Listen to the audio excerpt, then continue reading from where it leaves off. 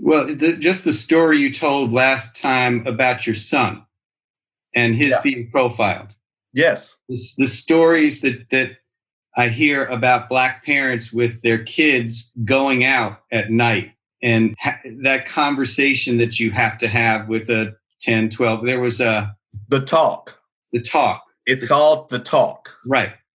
The talk to me was safe sex. The talk for you is safe life. That's right.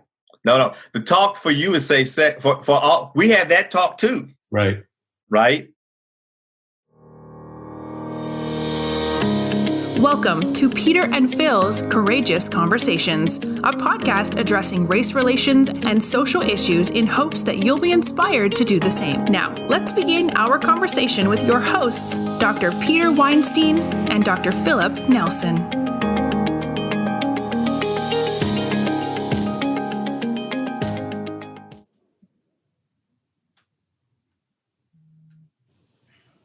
Welcome to Courageous Conversations.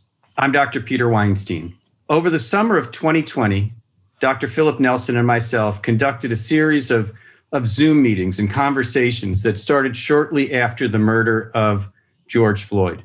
During those conversations, we talked about a multitude of issues that impact not just the veterinary profession, but the world in general.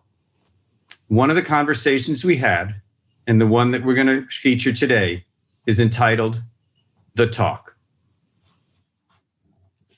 So let's go back again. When do you remember first hearing the term white privilege? About a week ago. Really? Seriously. I'd never really heard it until I started reading a book. You're kidding. No. Wow. As someone as learned as you, that is surprising to me. Not just learned, someone as open to learning as you. I see you as a kindred soul in perpetual development, perpetual improvement. And I'm not criticizing, I'm just surprised. And let me just say, hearing it is one thing.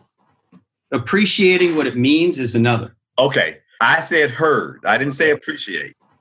I mean, I would probably go back to Rodney King because I think there was a significant enough gap. That was 1992. And when you're running your own business, again, you are so focused, so in a vacuum that you really aren't fully aware of everything that's going on around you.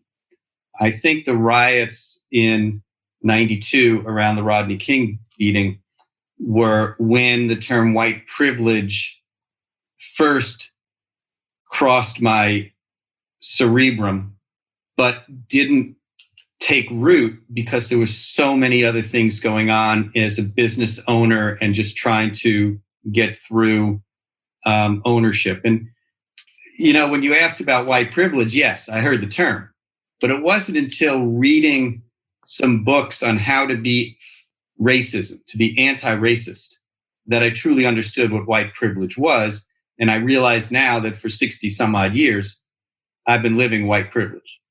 So, first of all, this is difficult for me to say, but if we boil everything down to human nature again, and if I accept you as a human being, you accept me as a human being, does that seem logical that if you learn how to work the system and the system doesn't throw any obstacles in your way, that you're going to take advantage of the system? Yes. Doesn't it? Complete sense. Yep. Makes complete sense, doesn't it? Yep. Right? But I'm an angry Black man because that system doesn't work for me. There are obstacles in the system that were purposely placed that only show up when I show up. Right. When I get to a certain intersection, suddenly there's a stoplight. Yep. And I'm asked for my papers rhetorically. And depending on how I respond while they're looking at my papers, I might get through the intersection and I might not. And then when I catch up with you, you didn't even know there was a stop sign back there. Right. You didn't even see a light. The light popped up when I showed up. Right. So in my anger, I guilt you for your privilege. Right. You understand what I'm trying to say? Now, I'm not trying to relieve you of your obligation. I'm saying, first of all, it's human nature. Just like you didn't think about the fact that your Black counterparts in your elementary class had to ride the bus for 20 minutes to get there. And then had to ride the bus 20 minutes to get home. Right. And probably had to walk 15 minutes to get to their house. Yeah. And that's almost an hour that they didn't have to study. Right. That you had. Why would you think of that? I'm not trying to say that I wish you had thought of it. I'm not trying to say that I wish you had been more perceptive, but I am saying that it is normal for people to take advantage of the opportunities that they have. The obstacles that I had were self-created. The obstacles that you have had to exist were created by others.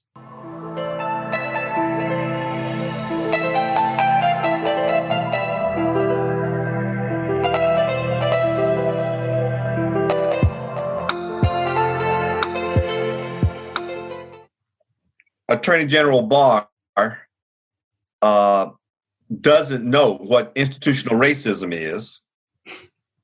It's because he's never looked at those obstacles that somebody else built into the system and tried to understand how it affected Frederick Douglass or our Black Supreme Court justice or anybody who made it despite those obstacles. Well, just the story you told last time about your son and his being profiled. Yes. The stories that I hear about Black parents with their kids going out at night and that conversation that you have to have with a 10, 12. There was The Talk. The Talk. It's called The Talk. Right. The talk to me was safe sex. The talk for you is safe life. That's right. No. The talk for you is safe sex. For all, we have that talk too. Right. Right. Our talk is survival. We have another, but we have to have another talk about safe relations with the police. Right. That's the talk. Yeah, there was a post. I think it was in the neighborhood app that you got. So one of the families in the neighborhood who's Black has their college kid was home because they were learning virtually. He's 18 years old. He's 6'11". Yeah. And he basically runs in the street. Yeah. To stay in shape. And they had to post something in the app and let the local police know that that's what he does. Yeah. Why? Yeah. Similar to the story of my having to call the police up in Chico. Yep. Yeah. I mean, those are the obstacles that the white, I don't even know the term, the white privilege don't have. Yeah. But, but you're becoming aware that you're not always aware. Right. Of the perspective of those obstacles, of those everyday slights. I'm going to make this very personal for you. Imagine a Black mother who has to get up 2 hours early to prepare her 3 children for schools and then watch them until the bus picks them up at the bus stop. Right. And then takes her own transportation to a house outside of the projects. Right. Where they're preparing the house for another set of children. Right. And they become a surrogate family member of that family. Right. And when their child graduates from kindergarten, they have to be there. Right. And when the other child from the surrogate family graduates from kindergarten, they have to be there. Right. And they have to be as proud about both children. And they are probably naturally are, just like we do when we take care of our animal patients. Right. We treat families in small animal. And so those pets become our pets. Right. Surrogate pets, right? But now human beings are a little bit different. So when my surrogate child graduates from high school, I got to be there. And if my own child's graduating from high school the same year, I got to be there for them too. And I wonder how I might feel if the two families get together. And I wonder how my child feels about me sharing my motherly love with this other family, especially with the stereotype of the past. Right. And my child is growing up in different times. Right. That's your privilege. I think what you said is that I'm becoming aware that I am not aware. Yes. I think what I would love to figure out is how to make people become aware before they have to realize that they aren't aware.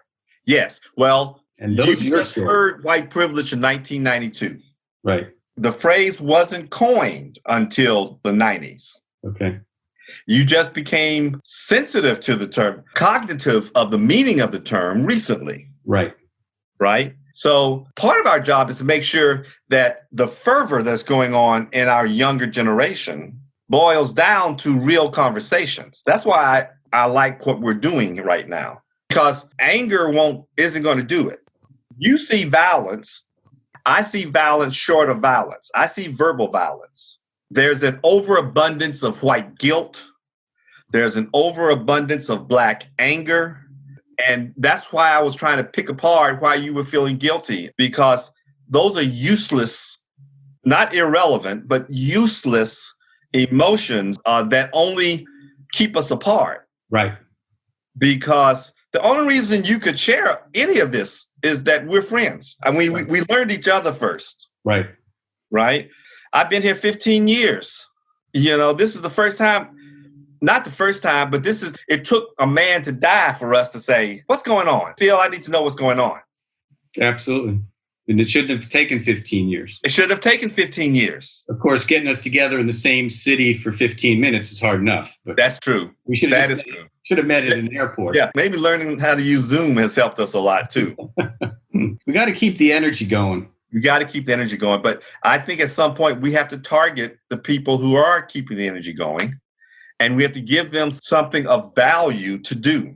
Right. And when I say of value to do, I don't mean just anything. Right. Everybody has ideas, but those ideas are going to break down if they can be manipulated through politics.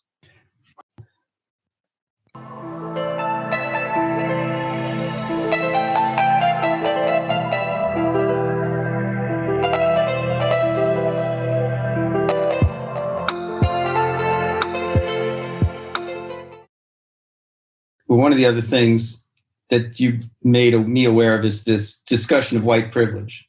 Yeah. When you asked me, it's almost like the question I would have for you: when did you realize you were different, or not different, or just the changes that you weren't white privilege or whatever, whatever the correct way to. But that was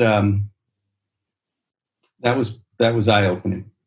So I can answer that question really easily. There were 2 times in my life that were seminal moments for me that when I knew I was different. One came from my mother, and the other came from the mother of one of my close white friends.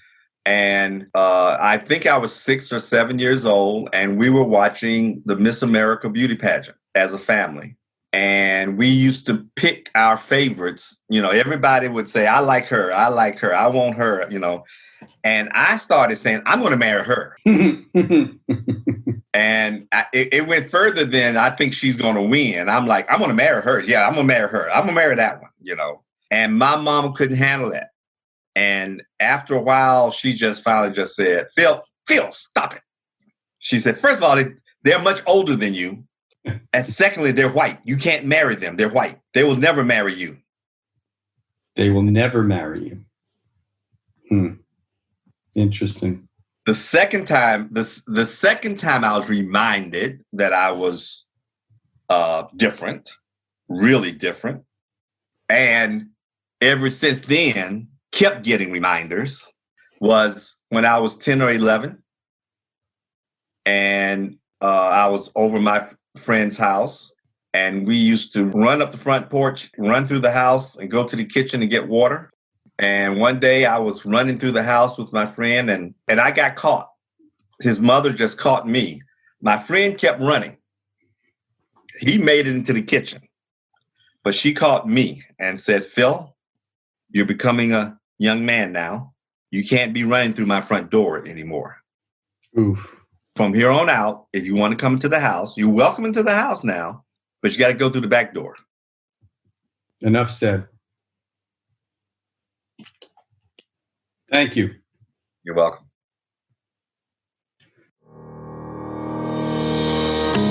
Thank you for joining us for another courageous conversation. Be sure to follow us and check back next week for more.